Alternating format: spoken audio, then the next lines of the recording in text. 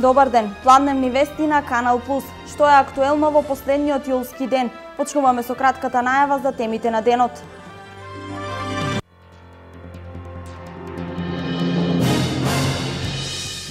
Пред продолжениот празничен викенд, беровските сместувачки туристички капацитети се пополнети. Овој туристички бисер на истокот е се попривлечен за туристите.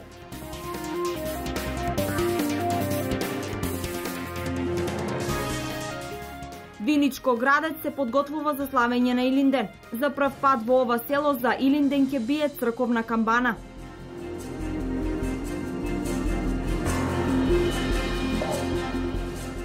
Дивите приклучоци на водоводната мрежа во Кочани и нерационалното трошење на водата се причина за нередовното водоснабдување во Кочани. Надлежните апелираат за одговорен однос кон водата.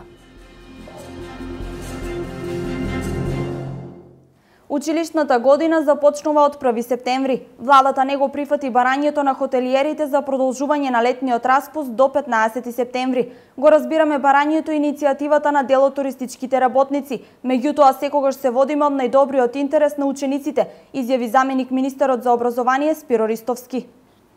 Иницијативата на хотелиерите за продолжување на летниот распуст за 15 дена не е одобрена. Владата го разгледа барањето на хотелиерите кои инициираа поради слаби резултати од туристичката сезона во мај-јуни учебната година да започне на 15 септември. Заменик министерот за образование и наука Спиро Ристовски соопшти дека се консултирал со стручни лица од воспитно-образовниот процес и професори од педагошките факултети. Одлуката е дека учебната година, како и досега, започнува на 1 септември. Во овој момент е предоцна на безмалце 30 на дена до почеток на новата учебна година да се прават било какви корекции. Ние го разбираме барањето и иницијативата на дел од туристичките работници, меѓутоа ние јас и во претходните денови кажав дека се водиме секогаш од најдобриот интерес на учениците и тоа ќе ни биде приоритет во евентуалната корекција. Така да во оваа прилика би сакал да информирам и за пошироката јавност дека учебната година, како и секогаш досега, ќе си започне на 1 септември. Така да апелирам до учениците и нивните семејства да си ги реализираат своите подготовки согласно планот и од 1 септември ќе почне редовната наставна година. Министерството за образование и наука заедно со Министерството за економија по задолжување на владата во наредниот период ќе вршат анализа за ефектите од евентуална промена во начинот на организација на учебната година. Најтоплиот период од ова лето Кочани го минува со проблеми во водоснабдувањето. Причината за нередовното снабдување со вода во повисоките региони јавното комунално претпријатие го гледа кај нерационалното трошење на водата, најмногу од оние кои ја крадат и кои се диво приклучени на водоводниот систем. Намалениот притисок, повремените прекини во водоснабдувањето во водоводната мрежа се уште не е надминат. Од комуналното јавно претпријатие Водовод вела дека максимално се ангажирани сите расположливи капацитети за одржување на состојбата во рамки на актуелната вонредна ситуација, што трае веќе трета недела. Се испорачуваат над 200 литри вода во секунда, што условува дневно да се трошат повеќе од 16.000 кубни метри. Минатата недела апелот за спречување на нелегалното користење, односно кражбите од водоводниот систем, до некаде даваат ефект, иако состојбата не е стабилизирана до крај.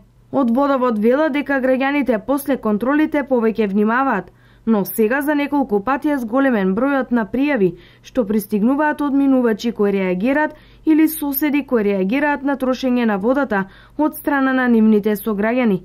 Исто така вела дека злоупотребата на водата, односно кражбата, се третира како кривично дело. Во Малешевското село Владимирово денеска почнува 3-дневна манифестација Владимирски и Линденски средби.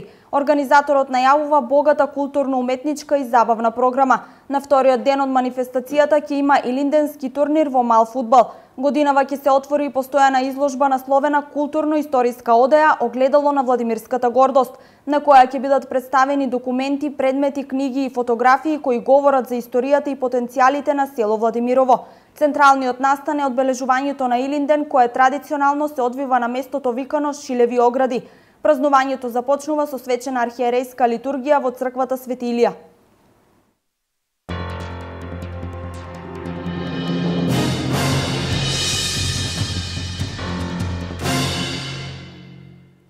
Во општина Берово и предпразничниот викенд сместувачките капацитети се речиси преполни. По враќањето од море, овде најчести се гостите од главниот град, а се повеќе има гости од странство. Берово и Малешевијата подготвени за напливот на туристи за продолжениот викенд по повод Илинден. Зголемување на бројката на туристи за 10% во однос на минатата година е она што го очекуваат менаџерите на сместувачките капацитети. Сместувачки капацитети кои пред празникот се речиси исполнети до последно место. Како секоја година и оваа година веќе почнуваат да ни приоѓаат гостите, поготово индивидуалните гости. Веćinom се од странство и домашни гости. Како и секоја година, од враќање од море се посетува планината. Можеме да бидеме задоволни со тоа што има некој покачување од ланската година со 6% во однос на овој период и очекуваме дека ќе бидеме со негде до 10% покачување оваа година, 2015.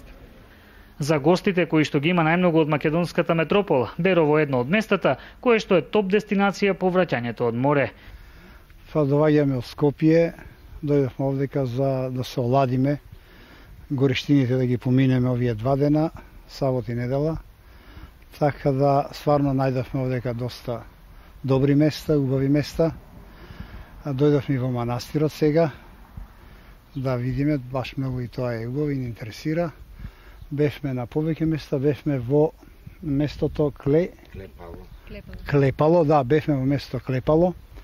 Имаше добар ручек, ручавме, се оладивме и сега по план тргнавме да се враќаме назад и да го посетиме манастирот. Така да сум задоволен и прекрасен од Берово. Берово е многу убаво место. Им пожелувам на сите да дојдат Берово да се представи како еко Берово. Ми се допаѓа Берово и така да има уште малце да се работи за да биде Берово на прво место. Инаку добрата местоположба на Берово возможува градот да биде атрактивен и преку зимскиот период. Развојот на зимскиот туризам го гледаат во изградба на ски патека со лифт, како и обезбедување на вештачки снег. Во Виничко градец на Илинден за прв пат ќе се чуе звукот од камбаната. Со средства од иселениците, овој нов центар на православието организира голема слава посветена на светиот пророк Илија. Жителите на некогашното турско село Градец конечно за Илинден ќе го чујат звукот од камбаната. Денес вработените во комуналното предпријатие Солидарност го поставија новото звоно донација од иселениците во Швајцарија. Вработените во Швајцарство, во Швајцарија собраа средства и ги поклонија на црквата, а ние средствата ги испративме во Италија и италијанците со метак трансија транспортираа камбанаријата. Планираме за празникот да се постави, бидејќи уште не е изградена камбанаријата, али очекуваме за празникот да се постави за да удриме за празникот, бидејќи на овој ден лани почнавме темелите, а сега ќе ја поставиме камбаната во рок од 1 година и да го чуе звукот на камбаната селото. Јас пред се ќе ги поздравам и ќе го честитам предстојниот празник Илинден на моите сограѓани во село Градец. И донациите, па колку толку од иселениците во странство, еве донира една камбана, звоното, во изградба. Ќе ги поздравам и ќе ги посакам добро здравје и ако можат уште нешто да помогнат, пошто сме во фаза на изградба. Па нема да требат уште многу средства, ама од прилика 90% е завршено, околу сликањето, фреските. Црквата која се градеше цели 14 години уште во старт со своето хортикултурно уредување има одлични предиспозиции постепено да прерасне во нов центар на православието од истокот. Веќе 4-та година на Илинден ги собира верниците од Виничко со служба и свечен црковен ручек. На тој празник се служи утрина со литургиска богослужба од страна на парофискиот свещеник Маријан Вучковски и со помош од виничките свещеници. Так. После тоа креваме славски колач, светиме вода и во 1 часот се дели црковен ручек за здравје. Од осветувањето 2011 за 4 години фреско живописот е речиси завршен. Останува изградбата на салата за крштевки, но летниот период веќе се закажани и неколку свадби. Инаку селото Градец до почетокот на 60-тите години од 20-тиот век живеело исклучиво турско население, а првото православно македонче е родено 1957 година. Тука се уште има здрави остатоци од 3 џамии, а првата православна црква е токму оваа посветена на свети пророк Илија.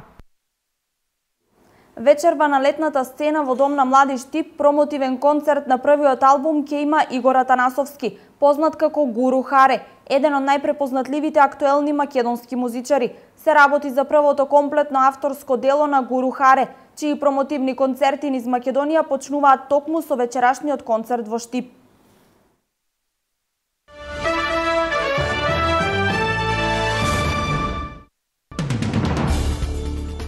Палестинско дете од 18 месеци го загуби животот во подметнат пожар во својата куќа.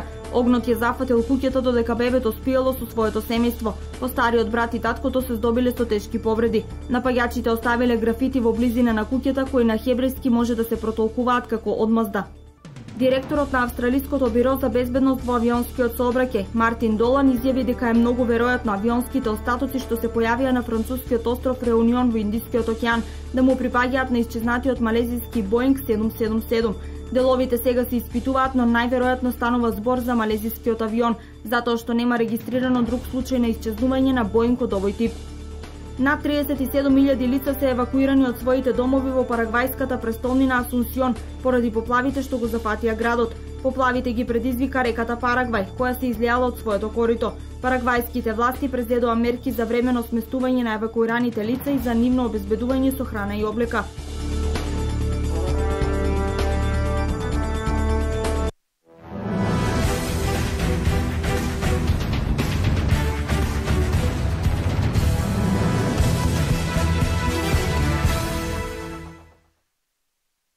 Фудбалерите на Работнички со победа 1-0 без примен гол ќе патуваат на реваншот од третото коло од квалификациите од Лига Европа кај турскиот тим Трабзон.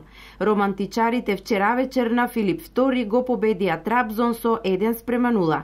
Стрелец на единствениот гол беше Блаже Илиовски во 23-та минута. Македонскиот тим во вториот дел имаше уште 2 шанси за да постигне и поубедлива победа, но шансите не ги реализираа Илиовски и Анене. Трабзон за 90 минути создаде само една вистинска шанса, но слично како и Анене и Кардозо, од изгледна позиција биеше непрецизно со глава. Реваншнат преварот се игра на 6 август.